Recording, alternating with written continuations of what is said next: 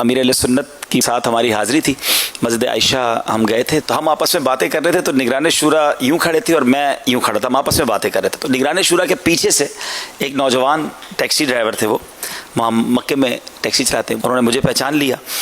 تو وہ جس طرح آئے اور دوڑتے ہوئے کہ آپ عبدالحبیب ہیں، میں نے کہا تو میں تو مدنی چینل دیکھتا ہوں، اور وہ آ کے سینے سے لگ گئے، تو نگران شورا پیچھے سے ان کی پیٹھ ٹپک رہے کہ ہاں یہی عبدالحبیب ہیں جن کو آپ مدنی چینل پہ دیکھتے ہیں، تو وہ جو بھی ان کی محبتوں کا اظہار تھا وہ کرتے رہے۔ جب ان کو تھوڑی جان میں جان آئی تو میں نے کہا ذرا پیچھے مڑ کے دیکھیں، تو جب انہوں نے پیچھے مڑ کے دیکھا تو حاجی عمران تھے، تو اب انہوں نے مجھے چھوڑا اور ان سے لپٹ گئے اور حیران ہو گئے کہ آپ بھی آئے ہوئے ہیں حج پہ۔ اچھا، اب میں اور نگران شورا نے نگاہوں میں ذہن بنا لیا تھا کہ اس کو تھوڑی دیر روکنا ہے کہ اسی دوران امیر اہل سنت آ جائے، ہم نے بتانا نہیں، ان کو سرپرائز دینا ہے،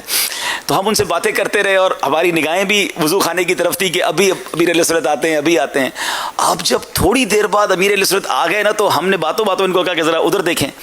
جب انہوں نے امیر اہل سنت کو دیکھا تو ہمیں ان کو روکنا مشکل ہو گیا، جس کو کہتے ہیں نا تیر کی طرح، وہ جس طرح دوڑے، ہمیں ڈر لگا کہ کوئی نقصان نہ پہنچا دے امیر اہل سنت کو۔ اچھا، شاید امیر اہل سنت کو یاد ہوگا کہ وہ رو بھی رہے تھے اور ہنس بھی رہے تھے، یعنی ان کی جو کیفیت تھی انہیں سمجھ نہیں آ رہا تھا، آنسو بھی اس کے بہ رہے اور ہنسی بھی نہیں رک رہی ہے، اس کو خود سمجھ نہیں آ رہا ہو کیا رہا ہے۔ اس کے بعد مجھے ایک بات جو سیکھنے کو اس دن ملی، کمال کی امیر اہل سنت کی فراست، کہ اس نے اتنی ضد کی کہ میرے ساتھ آپ نے میری ٹیکسی میں بیٹھ کے چلنا ہے،